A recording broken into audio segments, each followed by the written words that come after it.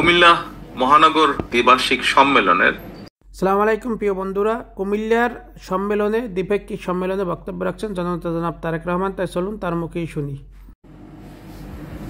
কুমিল্লা মহানগর কর্তৃক আয়োজিত কুমিল্লা মহানগরের দ্বিবার্ষিক সম্মেলনের সম্মেলন অনুষ্ঠানের আজকের সম্মানিত সভাপতি, মঞ্চে উপস্থিত কুমিল্লা মহানগর, কুমিল্লা উত্তর এবং দক্ষিণ জেলার সম্মানিত নেতৃবৃন্দ, কেন্দ্রীয় পর্যায়ের নেতৃবৃন্দ, বিভাগীয় পর্যায়ের নেতৃবৃন্দ এবং আমার সামনে উপস্থিত কুমিল্লা মহানগরীর সম্মানিত কাউন্সিলরবৃন্দ, ডেলিগেট বৃন্দ, একই সাথে উপস্থিত কুমিল্লা মহানগরীর বাসী সহ বিএনপি এবং বিএনপি সহ অঙ্গ সহযোগী সংগঠনের সকল পর্যায়ের সহকর্মীবৃন্দ, আসসালামু আলাইকুম।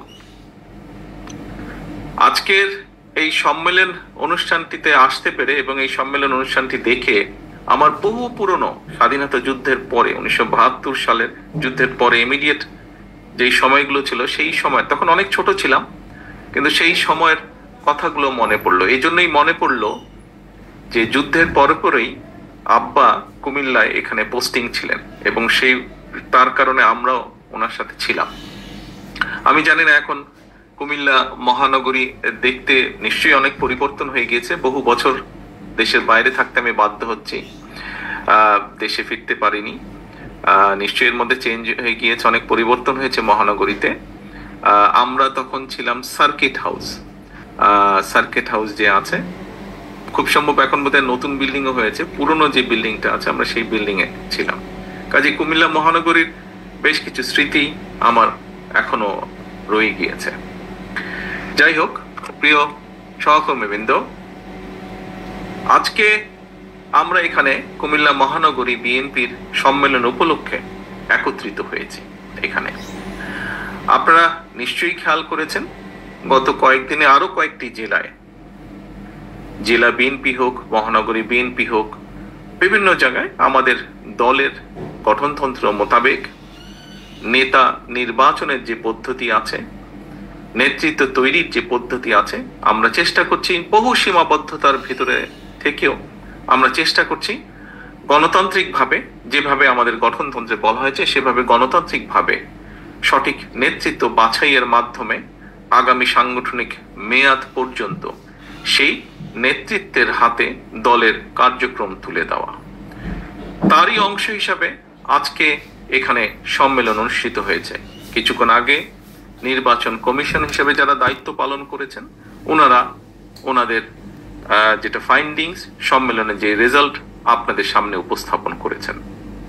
এবং এই সম্মেলনের মাধ্যমে আজকে যেহেতু এখানে আর কোনো কম্পিটিশন হয়নি বা আর কোনো নেতৃত্ব, আর কোনো প্রতিদ্বন্দ্বিতা হয়নি, সেই জন্য যারা ছিলেন তাদেরকে নির্বাচিত, অর্থাৎ যারা এখানে প্রথমে অংশগ্রহণ করেছেন তাদের কোনো প্রতিদ্বন্দ্বী না থাকাতে আজকে আমরা প্রথম অধিবেশনেই আমাদের নতুন কমিটিটা পেয়েছি, বা নতুন কমিটি যারা দায়িত্বপ্রাপ্ত তাদেরকে আমরা পেয়েছি। আমি আজকে যারা নতুনভাবে দায়িত্বপ্রাপ্ত হলেন তাদের সকলকে আন্তরিক শুভেচ্ছা জানাই। এই দেশের মানুষ, রাজনৈতিক এবং অরাজনৈতিক সকল প্রকার মানুষ জীবন পর্যন্ত কোরবানি দিয়েছে সেই ভোট যাতে মানুষ নিশ্চিন্তে দিতে পারে, সেই নিশ্চয়তাও আমাদেরকে রক্ষা করতে হবে, সেই নিশ্চয়তাও আমাদেরকে প্রতিষ্ঠিত করতে হবে। শুধু ভোটের অধিকার প্রতিষ্ঠিত করতে হবে না, ভোট প্রদানের অধিকারও আমাদেরকে নিশ্চিত করতে হবে। প্রিয় সহকর্মীবৃন্দ, আজকে আমরা যদি পত্র পত্রিকা খুলি, আমরা যদি দেশের বিভিন্ন দিকে তাকাই, তাহলে আমরা কিছু ক্ষেত্রে কিছু অস্থিরতা লক্ষ্য করছি।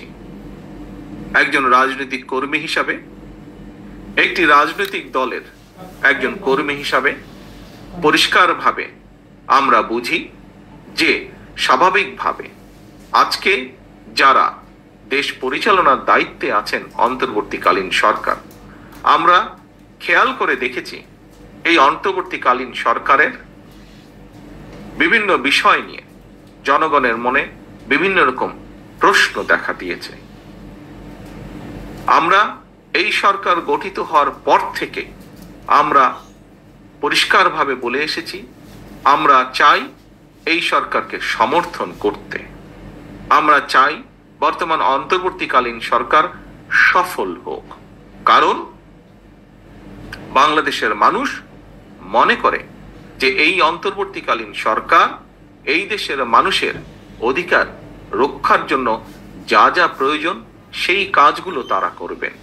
এই দেশের মানুষের রাজনৈতিক যে অধিকার, যেই অধিকারকে বহু বছর আগে পলাতক স্বৈরাচার রাতের আধারে অস্ত্রের জোরে লুণ্ঠন করে নিয়ে গিয়েছিল, এই অন্তর্বর্তীকালীন সরকার একটি সুষ্ঠু এবং নিরপেক্ষ নির্বাচনের মাধ্যমে সেই অধিকার বাংলাদেশের মানুষের কাছে ফিরিয়ে দিবে।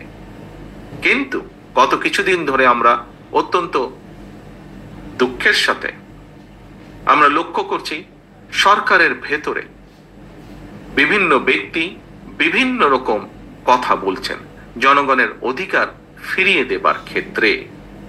এর ফলে দেশের বিভিন্ন স্থানে বিভিন্ন রকমের অস্থিরতা তৈরি হচ্ছে। প্রিয় সহকর্মীবৃন্দ, আমি প্রথম দিকেই বলেছি বাংলাদেশে আমরা অস্থিরতা দেখতে চাই না।